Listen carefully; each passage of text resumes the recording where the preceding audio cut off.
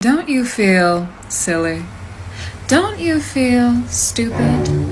Don't you feel a little ashamed? Don't you feel silly? Time she saw her half-sister Samantha and saying that Samantha only changed her last name to Markle when she started dating Harry. Speaking about her sister, Meghan told Oprah that the last time I saw her must have been at least 18 or 19 years ago, and before that, 10 years before that. However, Meghan was pictured with Samantha at Samantha's college graduation in 2008, which would be about 13 years ago. But let's pretend Meghan doesn't know how to count, right? She said that Samantha changed her name back to Markle when Meghan's relationship with Harry went public in 2016. Changed her last name back to Markle I think she was in her early 50s at that time, only when I started dating Harry. So I think that says enough. Samantha then responded to her claims and provided document proof of when she changed her name. Markle's always been my name. Samantha said, I was a Markle before she was, so I thought that was kind of weird that she would say I only changed my name back when she met Harry. Markle has always been my name. She then provided an official document stating a petition for a name change, which was dated in December 1997. Her college diploma also shows her name as Samantha M. Markle. Now I think that says enough.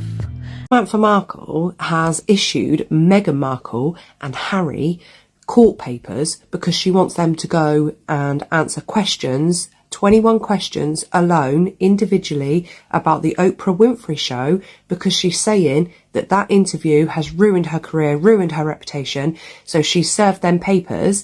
She has stated that Meghan has to answer the questions about some of the things that she said about the Queen and the royal family, and herself, and she's suing her for $100,000. Australian dollars, I should say. But yeah, and it's in Tampa, Florida. They do live TV court court stuff over there. So this could be one to watch. What are you talking about? And she's saying, hey, I don't even know who this woman is. She's just appeared out of nowhere, right? And it's saying that she raped you. I don't know you. So, right. Let us know what's going on. Let's go back to the touchy-feely little the melodrama of my mother's so quiet and classy. And I read a report that she gets an allowance, and there was a lot of controversy around the fact that Doria gets an allowance. So while she's not being paid, she said, and she's quiet and classy, what's this allowance? And how is it that the media came out and her PR came out and said that Doria was their advisor in all things? I personally doubt that she's not being paid. So with regards to quiet and classy, I look at her now. I don't see her being all that quiet. Maybe she was at one time. So what was the point about that? I mean, she's trying to throw dirt on the rest of the family for speaking as they're doing a documentary that allegedly paid Harry and Meghan $100 million for talking about everybody. Who's the villain? And they were operating behind multi-million dollar PR firms from the very beginning, telling their story while discrediting others. So, but they're trying to throw dirt on other people just to discredit and silence them. Samantha wants the duo to be deposed on the same day, but in separate on-camera interviews. Because if they're in the same room, Meghan's going to be there like, don't you fucking answer, Harry. Don't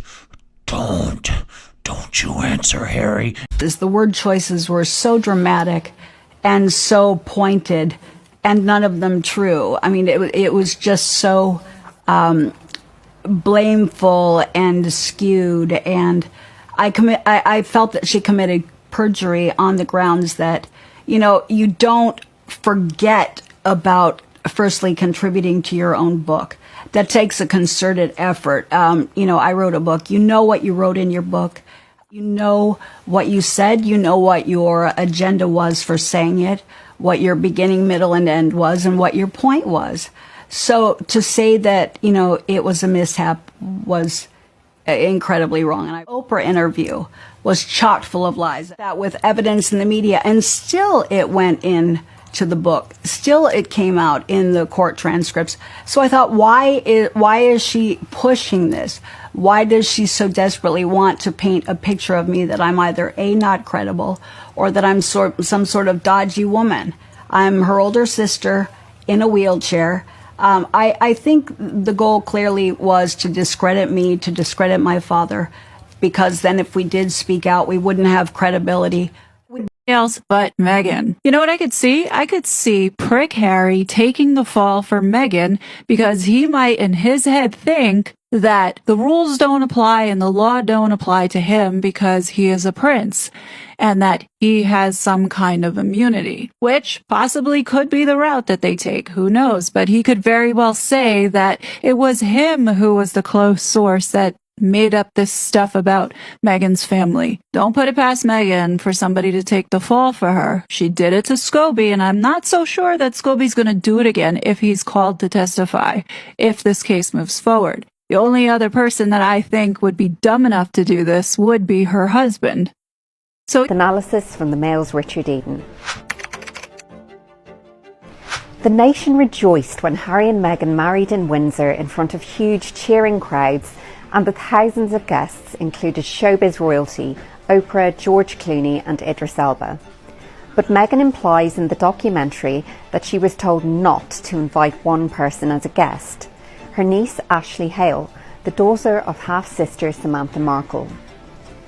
In the lead up to the wedding, Ashley tells viewers that having bonded with her aunt in the US, she felt Meghan's relationships were being managed and her communications became less frequent. The implication is that royal courtiers were cutting Meghan off from her niece. And finally, Meghan tells viewers the guidance at the time was to not have her come to our wedding. She claims it was because their communications team could not get their head around how to explain Ashley's presence without Samantha.